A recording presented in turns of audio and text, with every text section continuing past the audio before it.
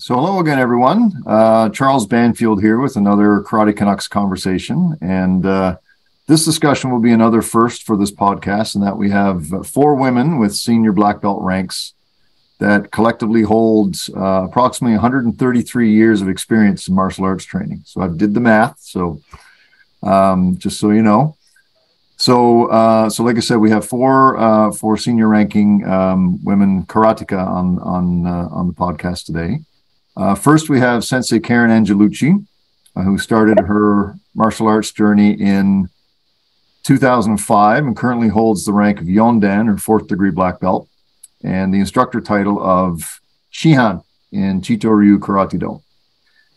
She and her husband Kelly also teach at the Chito-Ryu Karate Dojo located in Chilliwack, British Columbia. And these introductions are going to be a little shorter because there's a lot of them. Shorter than I normally do. Next, we have Sensei Debbie Brooks, who's been training in Chito-Ryu since 1987. She also holds a Yon-Dan and the instructor title of Shihan in Chito-Ryu. And she's the head instructor at the Burlington Chito-Ryu Karate Club in Burlington, Ontario. Next up, we have Sensei Lyne Laroche, who, after a brief false start in 1982, began her in earnest her martial arts journey in 1985. She holds a Godan, or fifth degree black belt rank and the instructor title of Shihan in Chito-Ryu Karate-Do. She's an instructor at the Karate Cama dojo in Gatineau, Quebec, which is the one that she joined in 1985. And she runs this dojo with her husband, Sensei Germain Bisson. And Sensei Bisson, as many of you may be aware, was inducted into the Canadian Black Belt Hall of Fame in November of 2022. And I had the privilege of being there to witness that firsthand. And then rounding out this quartet is Sensei Catherine Douglas, who began her martial arts journey in 1981. Sensei Douglas holds the rank of Rokudan, or sixth degree black belt, and the instructor title of Renchi in Chito-Ryu Karate-Do, and is the first and I think the only woman in the world to hold either of these ranks in Chito-Ryu, let alone both of them. She also holds a Shodan, or first degree black belt, in Ryukyu Kobujitsu, and co-leads the New Maryland Karate Club, located just outside of Fredericton, New Brunswick, with her husband, Sensei Don Mazzaro. Sensei Don, sorry about that. So introductions done. Welcome, Senseis Douglas, Laroche, Brooks, and Angelucci, and thanks all for agreeing to share your thoughts and experiences on this podcast. Thank you. So it would appear we have coast-to-coast coverage and possibly a lead into a joke. You know, you have a British Columbian, an Ontarian, a Quebecois, and a New Brunswicker all appearing on a podcast hosted by a Newfoundlander. So, you know, it could be, you know, you can fill in the blanks after that, but, you know, I genuinely appreciate you all being here. One thing we all have in common, just want to disclose this, is that we're all members of the same organization, the Canadian Chito-Ryu Karate-Do Association, which is headed by Hanshi Shane Higashi. So we all know each other to some degree. I know some of you better than others, but glad to have you all here today. So as anybody who has seen the interviews I've conducted in the past, I've had on a few occasions multiple people, but never as many as this on the call at once. So the way I'm thinking that we'll go with this one is that I'll start by asking some basic questions of each of you, but I'll also invite each of you to propose items for discussion once we get into things, if that's all right. So with that, I will kick things off by asking each of you to share where you grew up and what prompted you to start your martial arts journey. So I'll go alphabetically here with Sensei Angelucci. Okay. Sure. So I grew up, I was born in Calgary. I lived in Calgary first 7 years of my life and then moved to Edmonton. So I did most of my growing up in Edmonton, then went back to Calgary, did all my university training, and then moved to BC when I was 24 and started my teaching career. and out here. And my husband and I both started martial arts at the same time, our karate journey, with our kids. So our kids started first, and we sat and warmed the bench for about 3 months. And then our sensei grabbed my hand first and said, "Come on up," pulled me up and said, "You're going to do this." I went, "Okay." And then grabbed my husband, did the same. And that's how we started. And when I was, I think I was just a yellow belt, he forced me to go to my first tournament. And I absolutely did not want to. I'm actually kind of a introverted, shy person. And it was like, oh, I was horrified, but I did it. And then I was hooked. I loved it. So that's kind of how we started. Yeah. So your kids kind of pulled you into the fold. Okay. Absolutely. Yeah. Okay. Sensei Brooks, how about you? I know your story is a bit different, because I know you and your husband, I should have mentioned him at the start too, Sensei Steve Brooks, Dr. Steve Brooks. But yeah, you had a different journey to the start of your karate career. Yeah. Well, it started for us that we were very busy, Steve with his work, and we both had a lot of activities on the go, but we wanted to do something together. So we thought, well, I was getting all the brochures because I thought, well, maybe we could take up ballroom dancing, because we had another couple that we could do this with. It was a friend of Steve's from the rugby club. But before we could get going on that, Steve came home and said, "Oh, I got this great friend at the rugby club, John Womack, and he knows karate, and he's going to teach us." So we were able to get the rugby club gym for a night, and we started out. There was just a group of people just kind of in sweatpants, whatever, trying out with Sensei Womack, who actually who was from New Brunswick, and he had started and trained and worked with Sensei Masaru. So we all got together with this, and instead of ballroom dancing, we started that. Just loved it and found, boy, this is for us. We had a lot of fun doing that. So that following few months later, he then approached Sensei Higashi, and we were sanctioned as a club, and Burlington Chito-Ryu started, and it's been going ever since then. So ballroom dancing or karate. So it was on you flip the coin, and I guess the right side turned up. So okay, interesting. Sensei Laroche. So yeah. you were likely much younger than the rest of us when you started.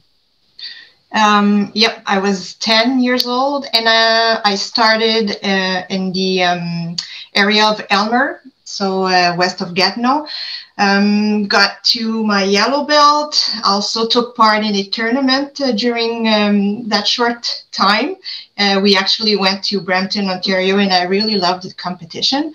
But then we moved around a bit, the family. So when we moved to Masson, Angers, where the dojo Karate Cama is, this is when I wanted to go back to karate. Actually, I had a friend who had just joined the previous week, and she said, "Well, why don't you come with me?" And I said, "Well, sure, why not?" So I joined the dojo, and she didn't even make it to yellow belt, so she stopped, and I've been at the dojo since 1985. Also, at that time, there was the Karate Kid movies, so that also prompted me to start karate. Yeah. So it was something you wanted to do. It wasn't something that your parents said that you had to do, or okay. No, really wanted to do karate, and with the previous experience I had, I knew I'd love competition. So just like you, Karen, I just love doing it. Although I'm also shy, so kumite was good for me, but kata, that was, yeah.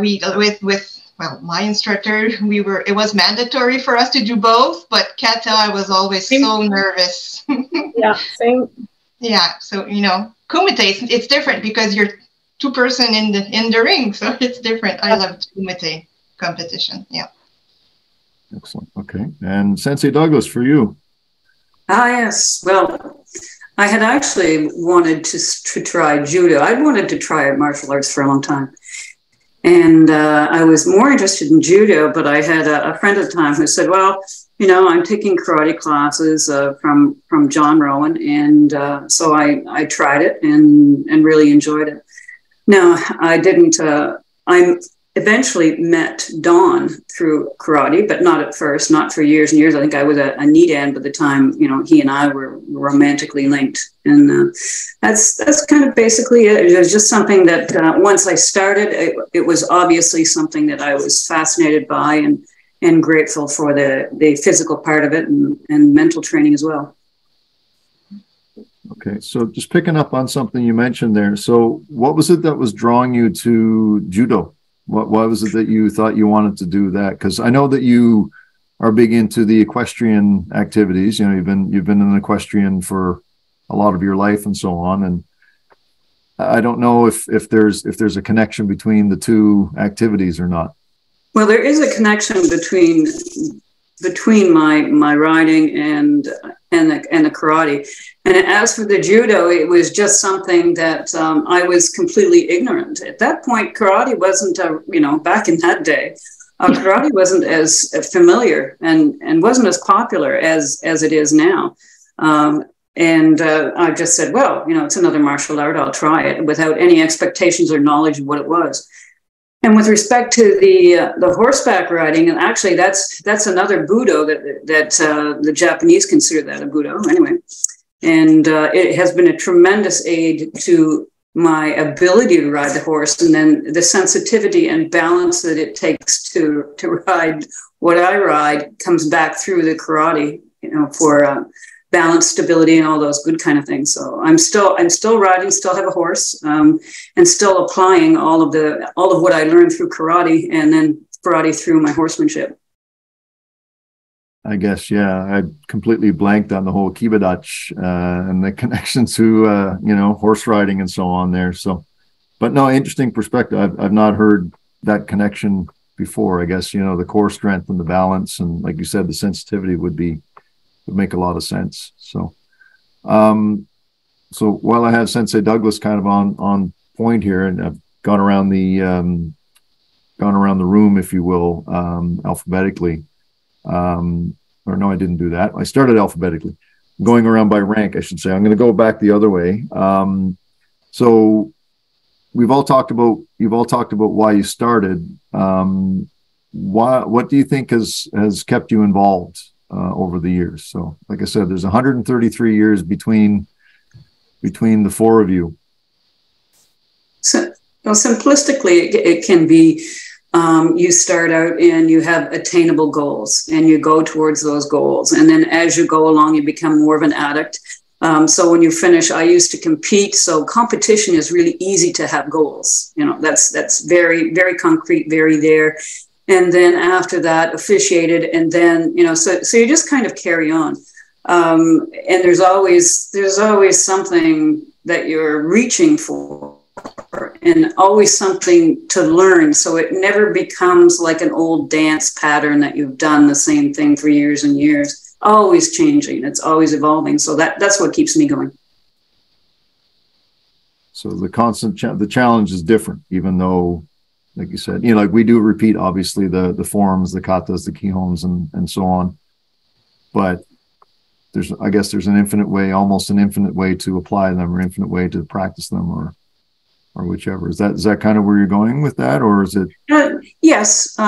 There's always something to learn, even though you have known this particular kata or this particular skills in kumite. There's always something else to learn.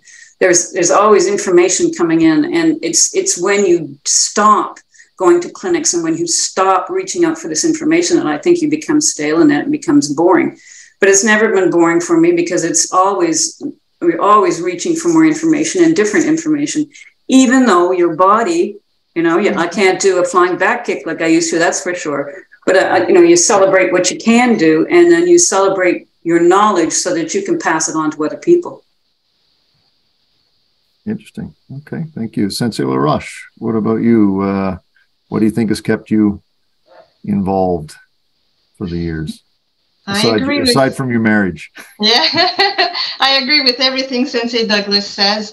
And yeah, as for the goals, I mean, I did competition when I was younger, and then that was like behind. And then my kids started karate, and I had fun. I actually taught them, when they were little, and then followed them. So, and then I guess that the goals, they change as I get older. So, and now we get, with all the clinics that we take part in, and we get to meet people. So this is something I look forward to, I mean, you may not know that, but Karen Angelucci and I were like karate wives. Just saying. So I'm always looking forward, either at Canmore or Toronto. So this is something that just like keeps me going, and it's different. It's aside from grading, it's aside from competing. It's plus the other thing. I think it's time for me to give back because I've received so much. So I just keep going, and I try to give back to the people in my dojo, and when we participate in different clinics. So yeah, this is, and like Sensei Douglas said, it's never boring. There's always something new to learn, and different ways to practice, and great people to meet. So yeah. Okay. You mentioned something I'm going to come back to later on, but just prompting you talked about, well, actually I'll get into a little bit right now, but you mentioned before that you were really shy when you started, and now you kind of look forward to meeting people. So when you think about that, because I know that Sensei Angelucci is I guess was kind of similar. She mentioned she was more of an introvert at the beginning, but I'll wait until we get back to the point where we can dive into that a little bit. Sensei Brooks, how about you? Why do you think you've been involved for so long? I think I've always felt like no matter when I go, it's almost like I feel like I'm always like a beginner. Even after 30-something years, you still think there's so much to learn. And, I've been really fortunate that I've always had access to Sensei Higashi in Toronto, so that you can go there and it's like always starting fresh. You're always learning, and there's always more, so that it's easy to set goals because there's people here that are inspiring you. And I've had some really inspirational teachers and people that I get to work with all the time. And when you've got that, you've got a kind of this mentoring going on. And I've had great women that I've been involved with while training, and I think it's like, as the others were saying, you want to pay that back. But meanwhile, again, every time I go and work with some incredible people, you think there's so much to learn. Mm-hmm. And that's what keeps me there. So it's the learning. So, okay. So we're repeating some of the same themes. Absolutely the same. Yeah. So do you think that your vocational training, you're now, I guess, retired teacher for many years and so on. Do you think that there's a connection there between you being a student as well as being a teacher at the same time? Absolutely. We use the expression in education, lifelong learners. And you have to think about, people in martial arts, they're often lifetime learners. And I've always been interested in how to teach and what to teach. And so that whole, the idea of able to convey what you know, able to get new knowledge yourself, and then pass it on, I think it's really important. Okay, excellent. Sensei Angelucci, over to you. Everybody said it all. I have a couple different things too. So one of the things for me is it's a real connection between my husband and I, because we do it together. So it's something that we have in common, and it's a lifelong thing that the two of us enjoy together.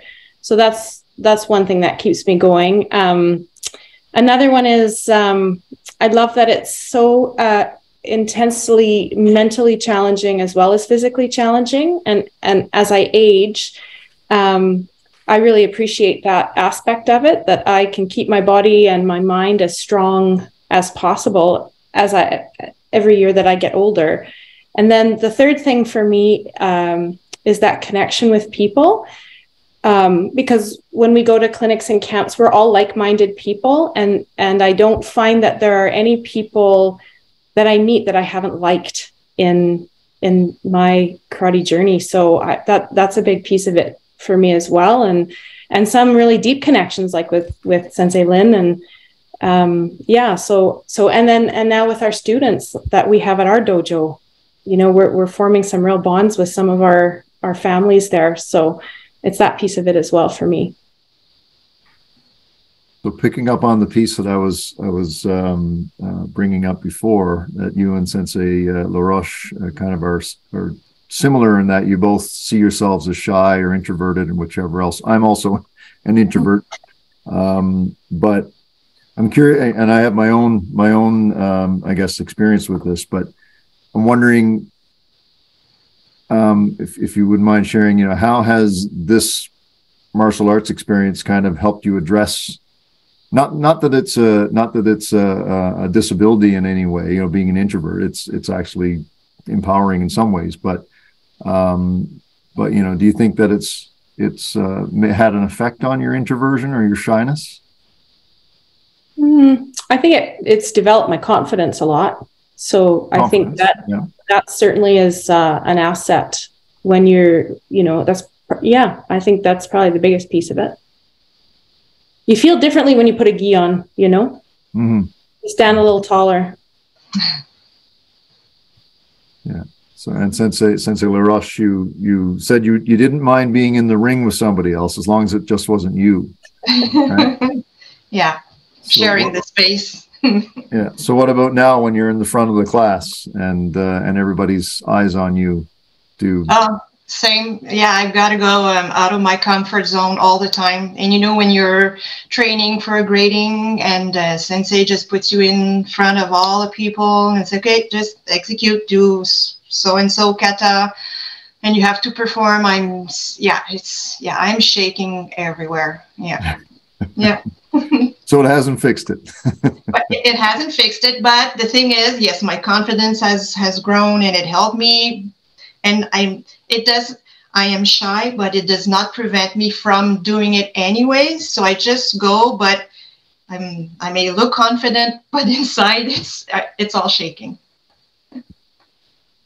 So there's humility there too. There's confidence, but humility. Yeah.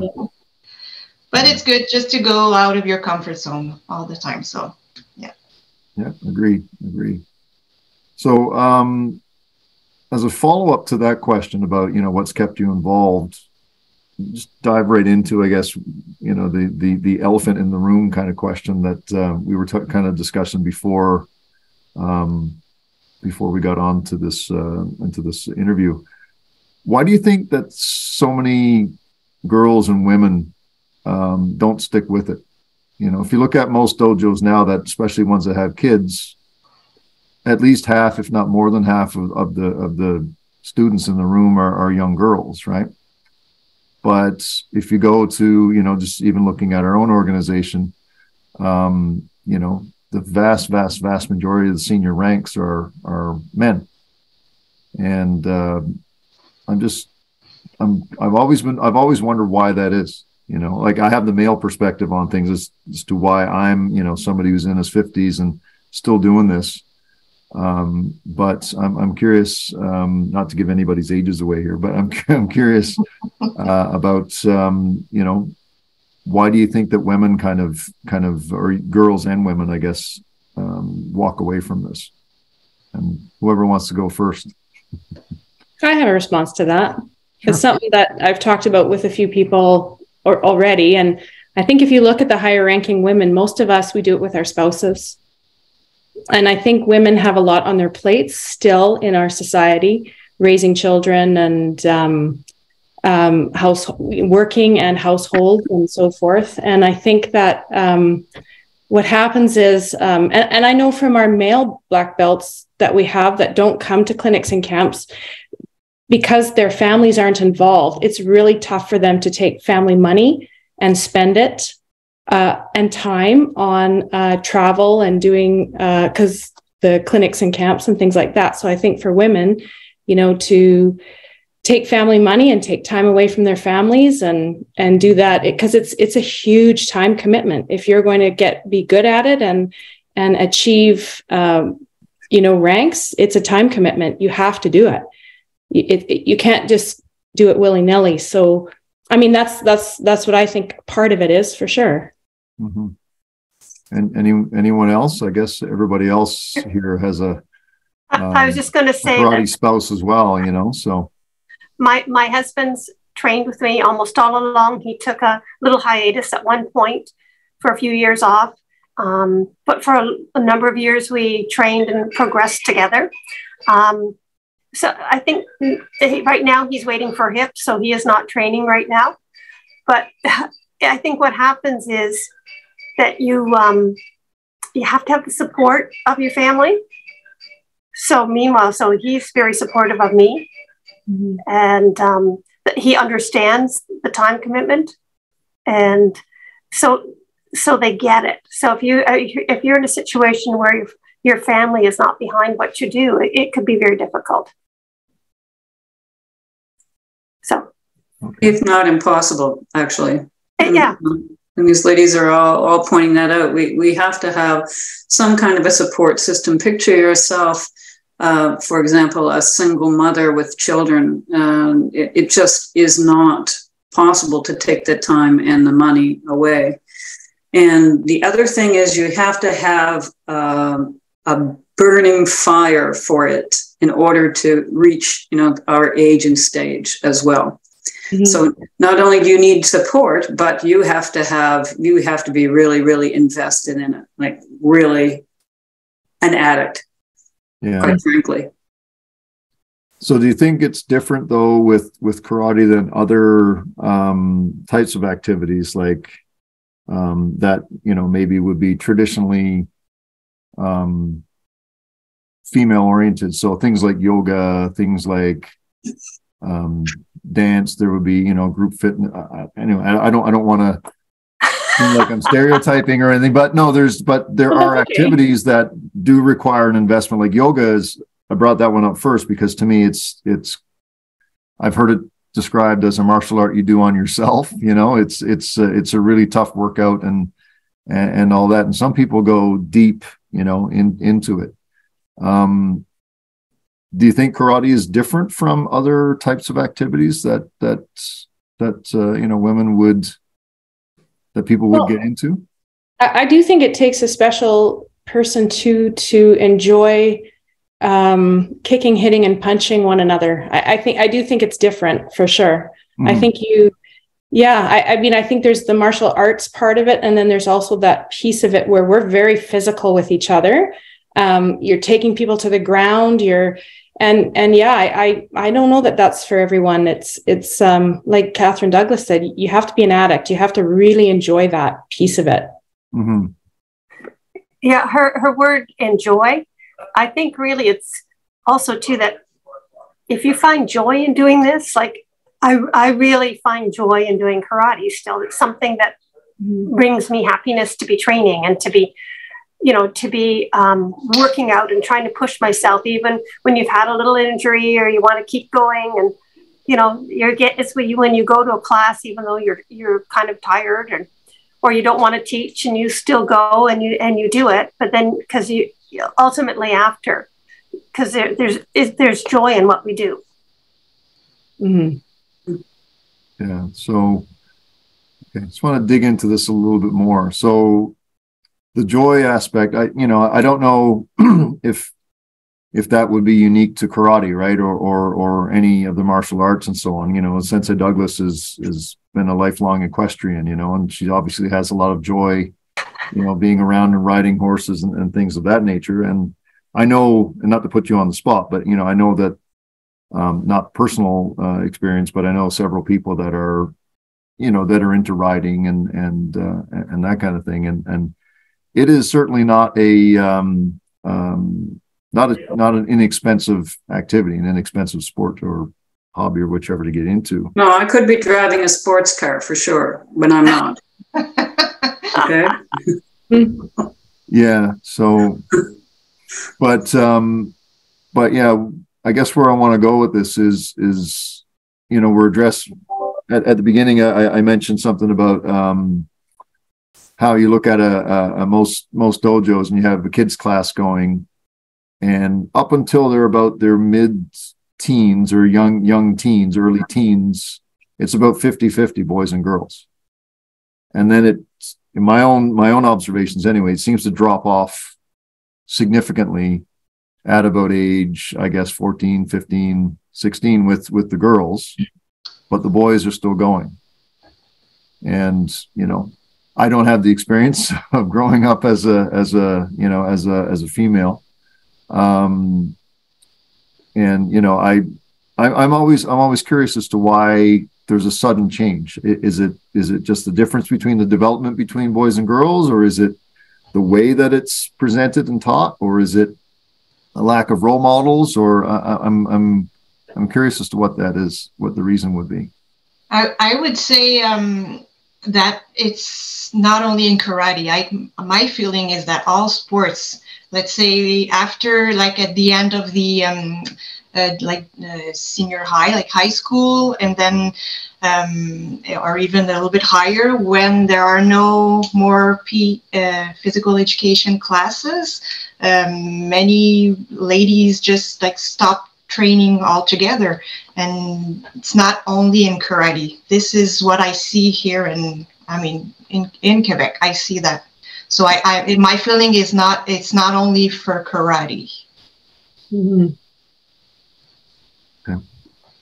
Any others have similar or different thoughts on that, or is it?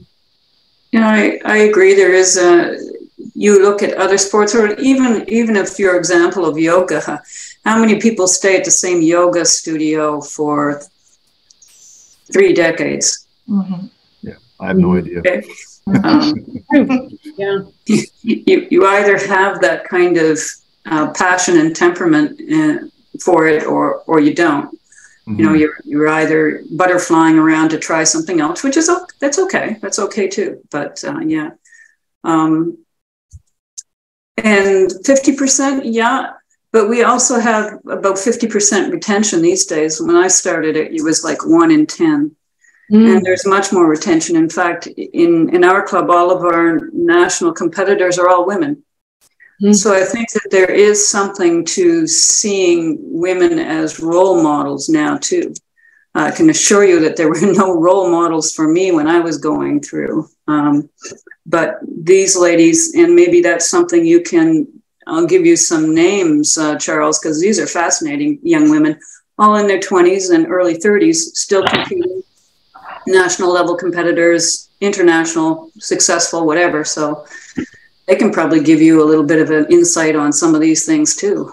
Certainly, yeah. Yeah, for sure. Just picking up on what you mentioned about role models and you said there weren't any back in 1981 for you when you got involved and so on. This is Sensei Douglas, obviously, I'm speaking about. Where,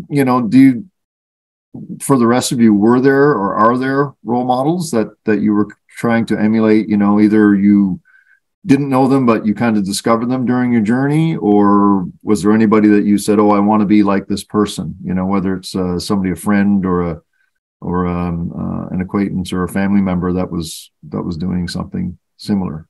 I met Darlene Ferry from Richmond Hill, and her husband Sensei Ferry, and she was an inspiration. She was dynamic, and you could see how her students, really enjoyed her and loved her. And she was very encouraging as I was trying to be moving along. And, so you quite often when you meet other women that are fairly high ranking, they were very encouraging and like welcoming. And it's like, keep going, girl. That sort of attitude. Yeah, I'm very familiar with Sensei Ferry and Sensei Ferry and the whole family, actually. So yeah, so I can see that. She can be pretty scary though too. Oh yeah. She's a sweet person, but yeah, I like to stay on her good side. And anyone else, either after you started or Yeah, when I was competing as a yellow belt and orange belt, I met a lady, her name's Donna Gardecki, and she's not Chito-Ryu, I believe she's Goju-Ryu. She has her own dojo in Coquitlam, and I loved her. I loved talking to her, and same thing. She was very inspiring. Yeah, she just had a command of the room, like I never met a lady like that. Pretty cool. Mm-hmm. Mm-hmm. And is she still in training or involved or teaching? She's very involved with Karate BC, and yes, she's still training. And yeah, she's a real neat person. Sensei Laroche, and how about you? Any? We have many ladies in our dojo. I'm very fortunate for that. And there's this particular lady. She's a fourth Dan, Louise, and I think she's turning 80 this year. And she's just an inspiration. She trains and she's there, and and even when you get to 80, maybe sometimes your health is less, it's more difficult, but she's always there. She's an inspiration. You just see her go, and the way she trains and does her kata and accepts where she's at. So she's an inspiration. So I'm fascinated by this. This is something that's kind of puzzled me for a long time. And again, I don't have the female perspective, at least intrinsically. And I've asked several people, and they all have different ideas about it. Some are thinking, well, they change, or their bodies change, or the way that they think about themselves change. They suddenly become more self-aware, I guess, more so than boys are. I don't know if there's a right answer or not, but others have said, well, sometimes they will go away, but they'll come back after if they start a family, they'll come back with their kids and things like that. And I've certainly seen that, but I don't know if that's the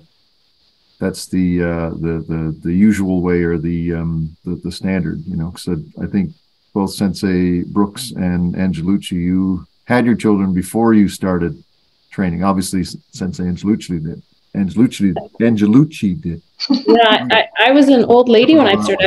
I was 37 already. So yeah. But Sensei Laroche, though, you started as a young girl and you kept going. Yeah. Right. Were there times when you wanted to stop? No, not stop altogether. No. And like you said earlier, my marriage. No, kidding. No, never. Not when you were 13 or whatever.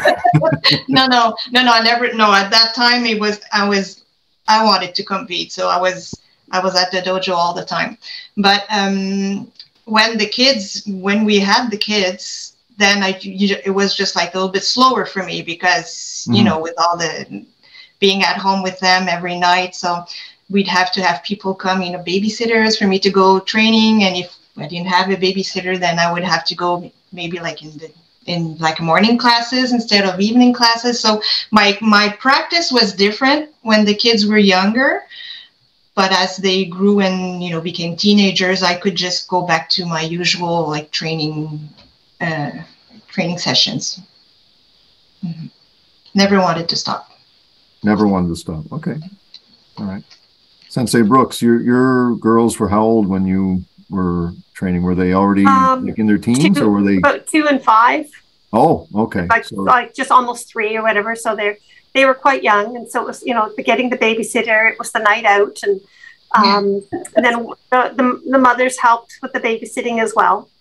And both then once they got a little older, the girls started karate with us, with somewhat of success. That my one preferred to dance, the other did till brown belt, and then wanted to go into rugby, but then went back later because it was always felt that karate is something, if you don't have time to do it now, you might do it later. So that it's something that, if they can do it when they're 10 and then they can come back as an adult, that's okay. It's one of those sports that can be ageless. Yeah. Yes. Well, you said, was there a time that you wanted to stop? Even being pregnant, I found that doing karate during pregnancy, it was good for me. I mean, I was keep my like aerobics was doing good, and then the stretching was wonderful. And for my last son, my third son, actually, I was up to I was 8 months pregnant when I kind of stopped doing karate, and 1 month after his birth, I was back on the mat because I kept on training, and my body I never stopped, and it was actually like helpful for the delivery and then the recovery also. So doing karate was great during that too, very helpful. So knowing, well, you all have different backgrounds. I think both Sensei Brooks and Sensei Angelucci, both school teachers, correct? Am I correct in that? Okay. Yes. And Sensei Douglas, you are a scientist, if I recall correctly. I'm a biologist. I work for Ag Canada. Yeah. There you go. Yeah, biologist. Sorry, I knew there was a gist in there. And Sensei Laroche, I know that aside from your involvement, obviously, with the karate dojo, you have your own business as well. You're doing translation and that kind of thing. Yeah, used to. Almost 4 years ago, I joined the federal government, and now Okay. So now I work with the Canadian Transportation Agency, where I'm a reviser and like senior writer and reviser. So I just like proofread and revise all the decisions that are written by the lawyers and members. So yeah, this is what I do. Okay, interesting. Okay, I wasn't aware of that. All right, so where I'm going with this is question I like to ask people from time to time. Have there been any situations where being a trained martial artist has helped you manage a situation in your everyday lives? So whether it's on the job or whether it's getting groceries or whatever, have there been any situations where after you thought about it, maybe that your training helped you deal with the situation? I see some nodding heads there. I'll go to. Yeah, it has nothing to do with my work, but I had an incident walking my dog very early one morning. It was still dark out. It was about 5:30 in the morning up our street here, and I had a homeless person come after me, like it was really bizarre. He was walking up the road with his cart and, swearing at himself. And so I crossed the road, and he threw his cart down and he started after me. And I had two young fellas in pickup trucks stop, and one coming this way stop, just kind of keeping their eye on what was happening. And I think it's just pure training just kicked in, and I just turned around and I faced him and I put my hand out and I told him to stop. And I just said very firmly, "What do you need?" And I was in just a total stance. Mm-hmm. And he just looked at me and he went, "Do you have a cigarette?" And I said, "No." I said, "Off you go." And he turned around and he walked away. But I don't think he was really after a cigarette. I don't know what was going on in his mind. But anyways, it was just that. And I said to my husband after, it was that feeling of like, I wasn't scared. I just reacted. It just wasn't anything I planned, or it was pure reaction. But it was that whole like Ichigan, Nisoku, Santan, the turn, the like look, turn, center yourself before you act. And yeah, I do think that was part of martial arts training. I do. Mm-hmm. Were you aware of him before he slammed his cart down? Yeah, because he was coming towards me. I crossed the road and he came after me across the road. That's why all the cars stopped, because he was in the middle of traffic. Yeah, it was bizarre. And then afterwards, I was shaking. Yes. Mm-hmm. Yes. Mm-hmm. Yeah. And it was interesting too, because one of the things I did that I didn't realize till after too, is I dropped the dog leash, because I had the dog leash in my hand, and I dropped it because I guess I want my hands free. Right. Mm-hmm. Yeah. Yeah. That was my experience. So nothing bad happened. It was all okay, but yeah. Okay. So that's on the more, well, thankfully, obviously it didn't get physical, but like that would be physical would be more on the more extreme side of things. But any other incidences where you think about it afterwards, your training may have influenced how you handled the situation? I have an unusual one. As I mentioned that I'm an equestrian, I was riding one day, and I was actually riding in a lesson, and the horse, for whatever reason, started to rear and rear and rear and rear.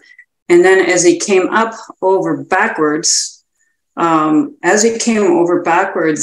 rolled out. And as soon as I hit the ground, I rolled, and then he came down. So had I not known how to roll, how to break fall, I can't say what kind of, it would have been pretty catastrophic. It's an 1,100-pound horse. Bang. So a little bit different, but still it was something that I used, and yeah. Kiba Yukemi, yeah. Mm-hmm. Should add that one to the manual. Yeah, that's right. Yeah.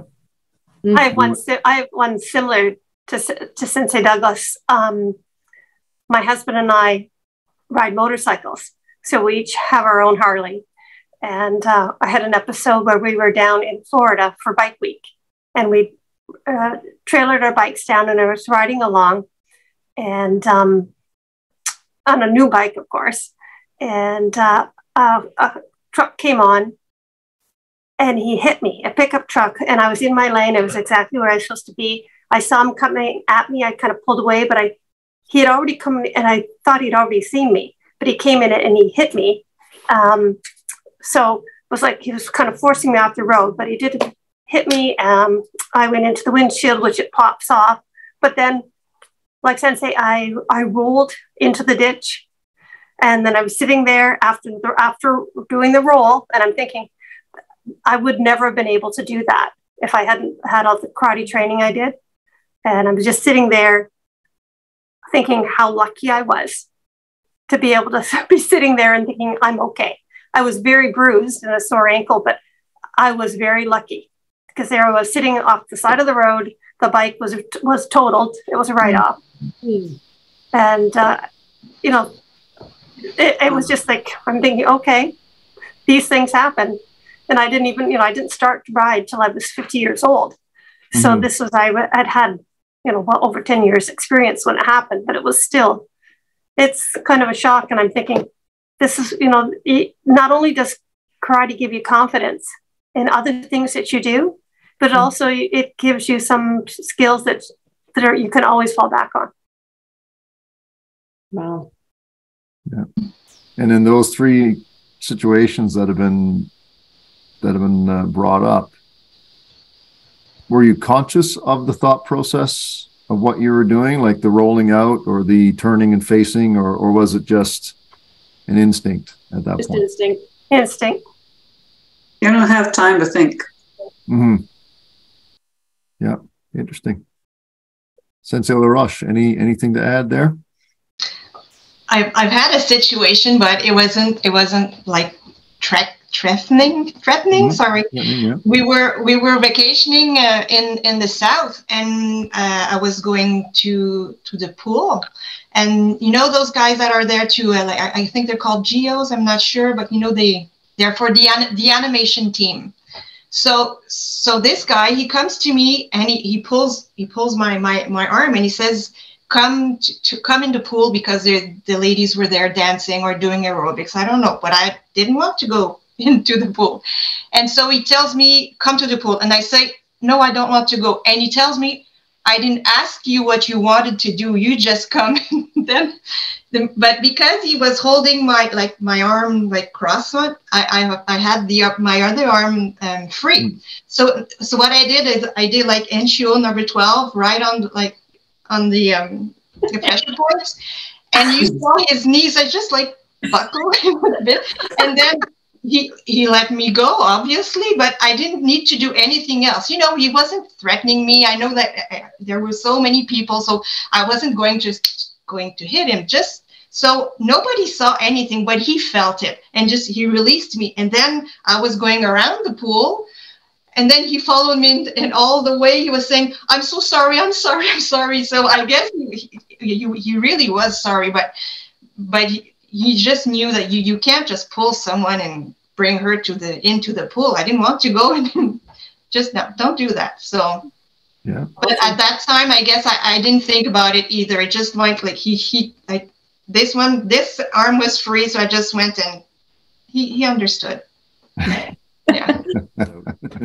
I think a lot of times, people think martial arts and karate educators, you have to be super macho, or that the women that do it are super macho. Mm. And I don't, if you look at the people here, we don't look like we are all trying to be super macho. We're just people that, love what they do. I may go out and look like a little old school teacher someplace, but I know inside that we have this confidence that if something, first of all, to avoid situations, most of us have all done, a fair bit of self-defense work. And not only do we do the applied applications of what we study, but we also, things like being aware, and we're being empowered by what we do, so that,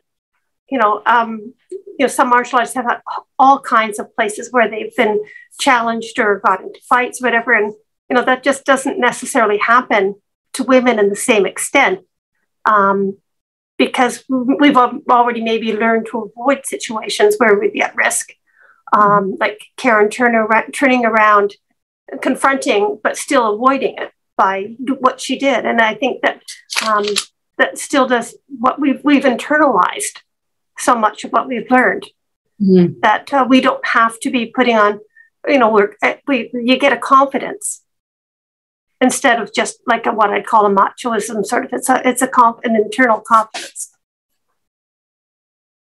I agree with Debbie, and I think that being a martial artist too, and the length of time that we have a bit of an aura. So your body posture, your attitude is not one that screams, come take advantage of me.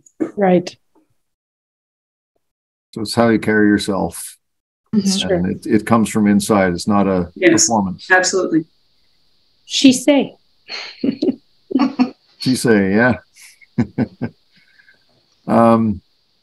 So just picking up on what Sensei Brooks was talking about, how would you, if say you were speaking with a friend or an acquaintance or whichever, who's a woman, and they are, asking you why you do what you do, what would you think that you would tell them if they were considering joining a dojo, a martial arts club or something like that? What would be the benefits that you would share with them, aside from, falling off horses or motorcycles and stuff like that? And anyway, I don't have anyone in mind specific, but whoever wants to start. I'd say just go for the health benefits. Benefits? Yeah, it's just good for the health, that's for sure. Mm-hmm. And then you gain confidence, that's for sure. Mm-hmm.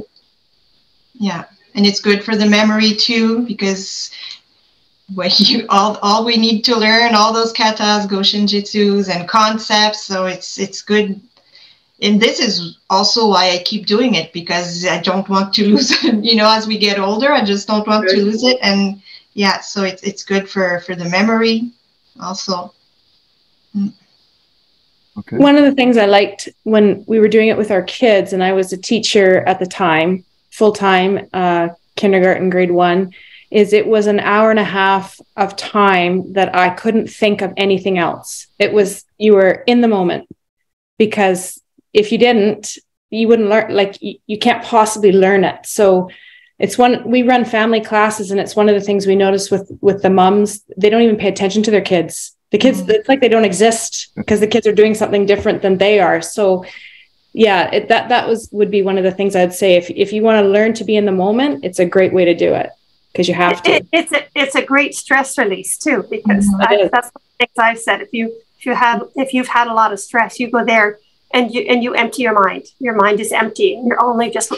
You're there putting new things in your mind, or hitting things. Yeah, I agree. You can't hang on to your troubles. You can't worry about your tax bill. It's all gone for that hour and a half. I could add too that in 2014, I was diagnosed with a vestibular disorder. So I have Meniere's disease. I'm deaf in my left ear, and I have bilateral vestibuloropathy. So I don't have a good vestibular system in either inner ear. My balance it's not excellent, but I am certainly capable. And my neuro-otologist said that's quite rare for people who struggle with what I have. I have permanent oscillopsia. So if you've ever watched somebody walk with a camera and it shakes, my eyes are always like that.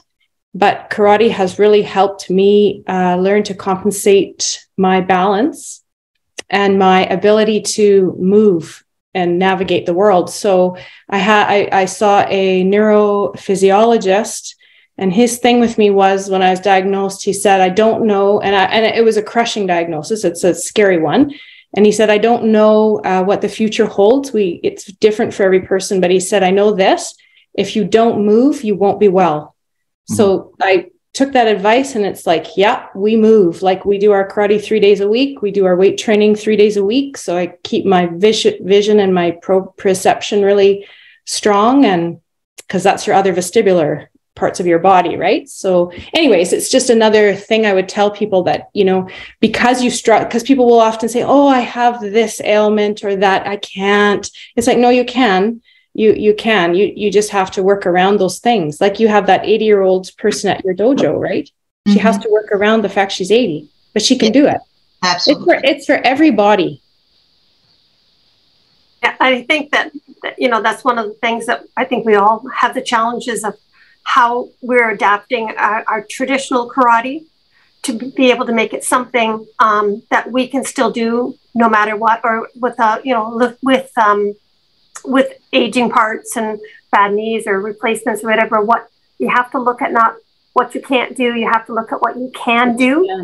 Mm-hmm. And I've said that to other people that have wanted to continue or want to try to come back after some time off. And I said, well, don't think about what you can't do. Think about what you can do, what you're able to do. And that the way we teach it and the way we have to be able to making sure that we're accommodating when people have injuries or we have limitations, and put a positive spin on it for them and themselves. One of you, I can't remember who, brought up concepts, and I'm curious. I think it might have been Sensei Laroche, and I'm curious. Do you have a favorite concept or technique that you tend to use to influence either the way that you train or the way that you practice or the way that you teach? Is there like a favorite go-to that you have, whether it's a concept or a technique? Anyone? Well, for me, it's the concept of body posture and how to use the right muscles at the right time. So, for example, if I am sitting on the horse and my pelvis is tilted such a way that is going to affect the horse's performance, it affects my performance. So that's made me hyper aware of the body and how to use the body properly and what it looks like and how to correct people. So that's my bag. My bag would be, teaching basics because I understand posture and I understand it really well. So that's my thing. Other than that, I'm not a goddess. Oh, yes, you are. You are. On horseback.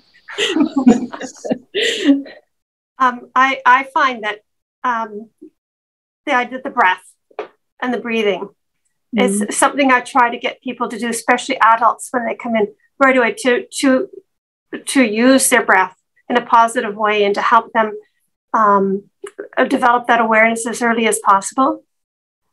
You know, it's for children, a lot of times, you know, they don't maybe understand it in the same way as adults do, but it's just something that it's some techniques that they can use in anything outside of karate as well, you know, to calm themselves down or for other activities as well. So, you know, just breathing in through nose, out through the mouth, and using your breath to strengthen your body. I've actually used the breathing for the position I now hold at the government.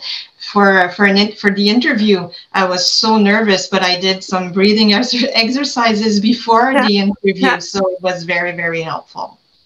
Yeah, and I was thinking karate all the time, just before. So yeah.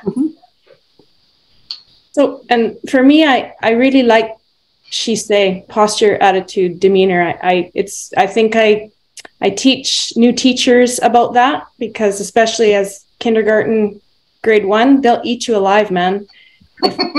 If you walk in there and you're nervous and it shows, and you have to go in there with a certain amount of confidence and command, particularly dealing, and I won't say, actually I shouldn't say, but I'll say dealing with their parents as well. You know, and it's nothing bad. They want to know that you know what you're doing. That's all.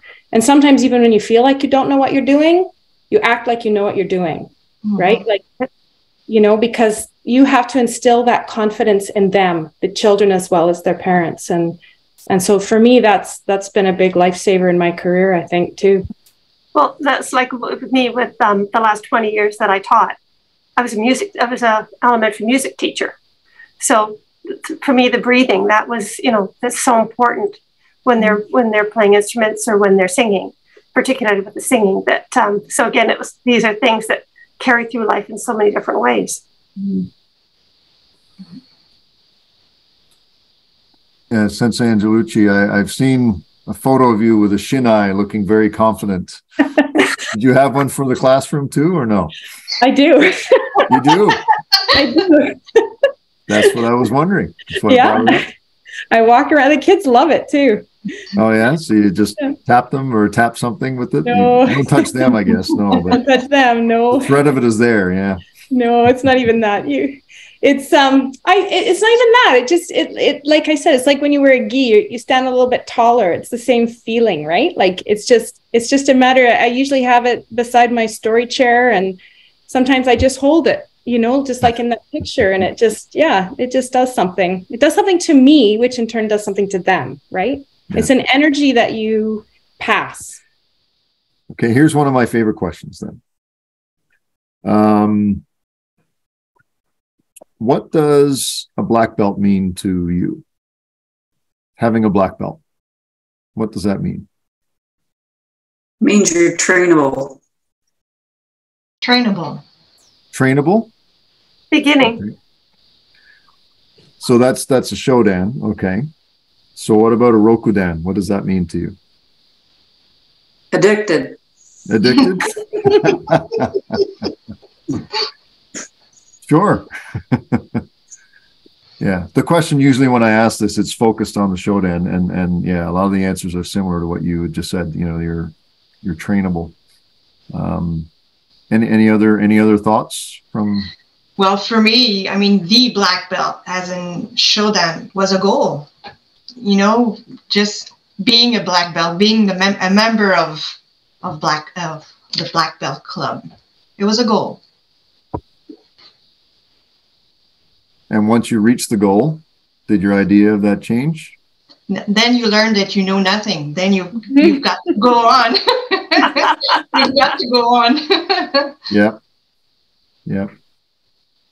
Sensei Brooks, any thoughts? Yeah, it was, they used to describe it, Sensei Bauhaus used to always say that it was like in a golf ball, the black belt's outside and you just break out the cover, all the hard, good stuff's inside. So you just got to keep going. And it shows, what did it say? Expression that it shows that you're teachable. Mm-hmm. That if you have a black belt, you're teachable. So keep going. Mm-hmm. Keep going. Yeah. Okay. Sensei Angelucci. I was going to say, it's in the same vein. It's discovery. Like it's every time you attend as a black belt, every time we attend another clinic, there's another thread of discovery that happens every single time. You never walk away without going, oh, or, oh yeah, or, oh, so there's that little thread of more to learn, more to discover, more, keep going. Yeah. It's the same vein. Mm-hmm. Yeah. One of my favorite answers I got to this was, Sensei Gary Legacy. He was on with one of his senior students, actually. Last year sometime I interviewed them. And his answer to this, and I'm paraphrasing, but his answer was that when you have your Shodan, it's an invitation into the big room. Where you can see everything. It's like a big library or whichever, all of the knowledge is in this room, right? You've been invited to come into it. And it's up to you whether you stay or not, but you're in there. You can go down to, different threads as Sensei Angelucci said, or become addicted, as Sensei Douglas said. But, the path is yours to forge, once you're in there. But what you don't get that until you get into the big room. It's just a beginning as well is a common refrain that I hear. So interesting similarities, amongst different people and even on this call. It's kind of neat.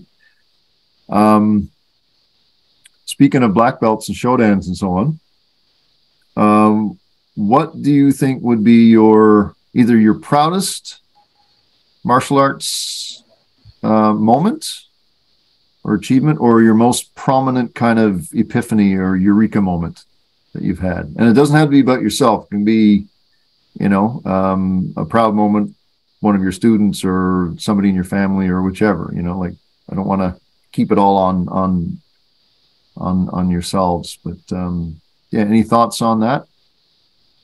Proudest moment, or something that like a light went off for you, or both. If you want to have a proud moment and a eureka moment, you can share that too. I had a proudest moment when two of my sons, they were competing at the Senior Pan Ams in Curacao in 2017. And they both won the bronze medal in Kumite. I was such a proud mama at that time, on that day. Yep. Yeah, I can recall that, actually, seeing because I knew that one of your son, your youngest one, I don't know your middle son is it middle or your oldest? Oldest and the youngest. Yeah. So, yeah, I know your youngest son, Nicholas. I know that he's done very well. But yeah, they both are phenomenal martial artists. So yeah, I remember that. Yeah, a source of pride for sure. Yep. Yeah. Anyone else want to share? So we have our little student Ethan, who has some physical challenges. He's got caudal recessive syndrome, so he doesn't have coccyx or tailbone, and he wears a colostomy bag, and he's not good on his legs. He's got club feet as well. He's got some serious physical challenges, but he's this wonderful little guy, and he achieved his yellow belt in his own way. So we don't ask him necessarily to move forward and back. Sometimes he has to do things on the spot or whatever. We've modified and adapted things for him. And I sent his mom a picture that we took of him getting his yellow belt. And I said that we felt very blessed to be a little part of this kid's big life. And this is what she replied. She said, we are so blessed to have met you both.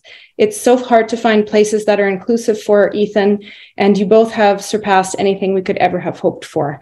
So that was a moment that made us go, wow. Yeah. So that felt good. Yeah. Anyone else? Sensei Brooks? I think you were about to say something there. Good. Well, after that little story, I'm a little weepy-eyed too. So that's wonderful. I I was just going to say, one of my prouder moments was when I was like some of the others here. I loved kumite, but going into it starting later, it was kind of limited. So I did a little bit of regular kumite, then into the master's division because of my age. But was when I went to Japan in '95, was competed, and I lost my individual match that was not part of the team, but it was okay because it was the Australian champion or something. So it was a fabulous match. But then the next match I tied, and I was so happy because I actually got a point against a very proficient. So I didn't win, but it didn't matter because I just felt that I went there and did my best, because actually that was my last match before I went into masters, because I was already late 30s by then. So it was sometimes it's not about whether you win, it's just whether how well you did for yourself. And that's about it. And I've said that to other students or whatever, that it's have you done your best? Mm-hmm. And actually I had so much fun. Yeah. Even losing is fun when you've done your best. Yeah. So I'm corny, but.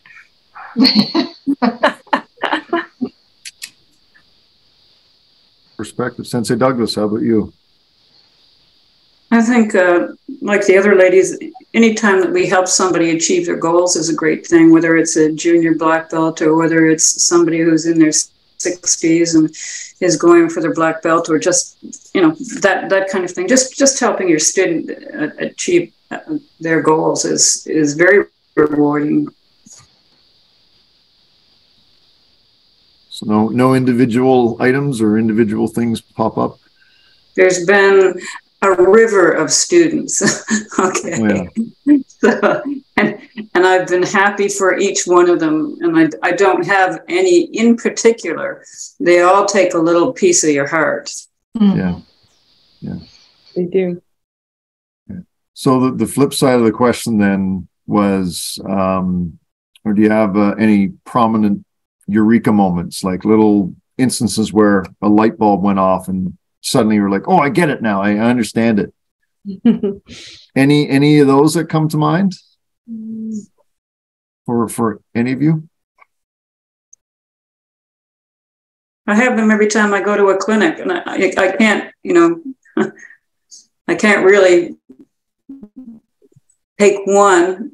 Like I said, every time I go to a clinic or working out with other black belts, I learn something.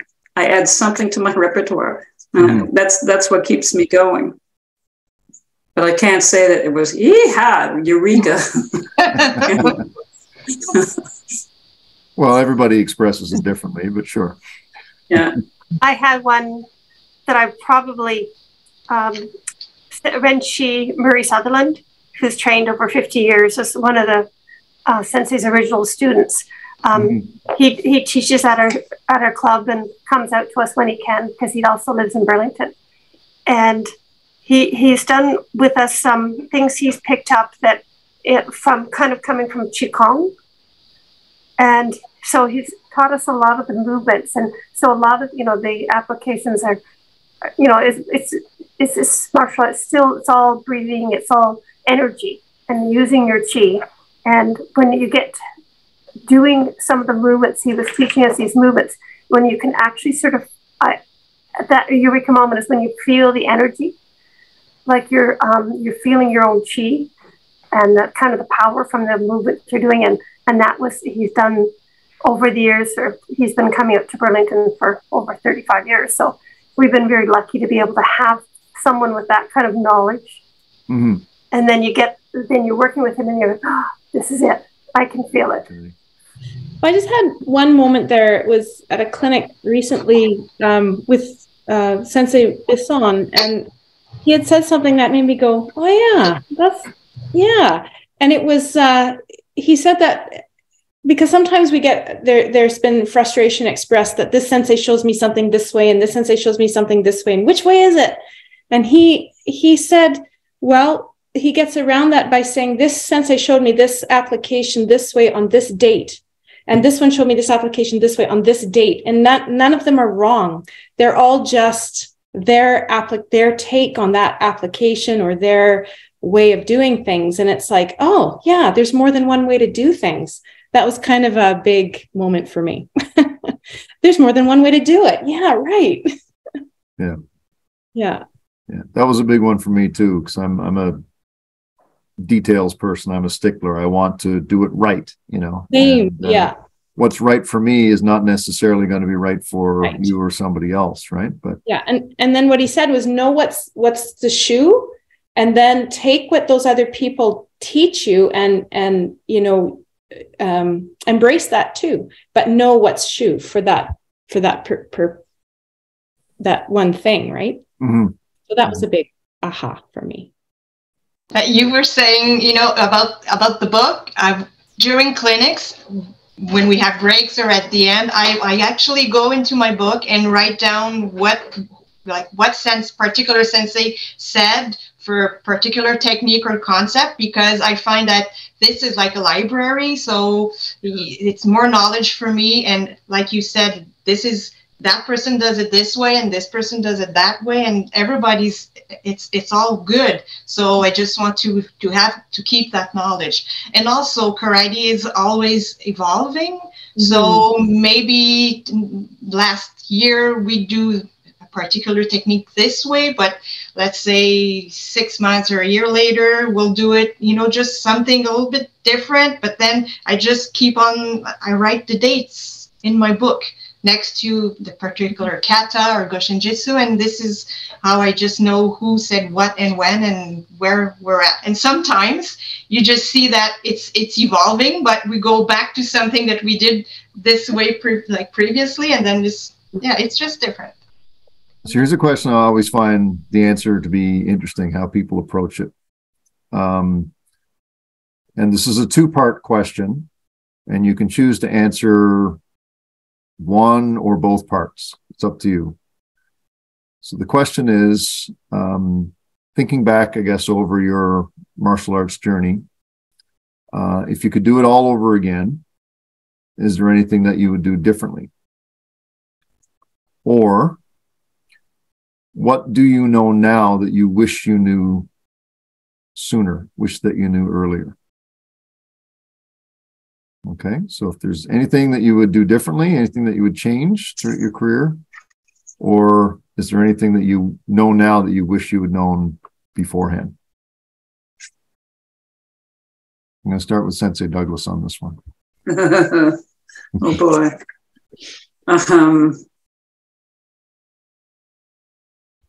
And there's no right answers, no right or wrong answers here. I'm just putting it out there. I guess that I don't know if I would do it differently, but I would have been more tolerant and more open when I was younger, and not so very pedantic. That I've found that as I grow older and as I learn more and I meet more people, that my horizons have opened rather than shut down, if that makes sense. So I would change that about myself. I would go, don't be judgmental and wait.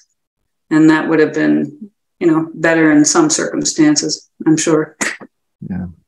But so for the journey itself, like the path that you took, is there anything that you would have changed about that if you could, or are you happy with where you've ended up at this point? I have to say I'm really happy that I didn't get pulled out of Chito-Ryu, and because I've seen a lot of it, you know, and so I think that when you look around and say that like attracts like, so at the end of the day, when I look at these people on your panel, I can see that, you know, they're really, really good people. And we have really, really good people in our organization. And yeah, so like attracts like, and I'm lucky and fortunate to have been in Chito-Ryu and stayed in Chito-Ryu and have the people around me that I have.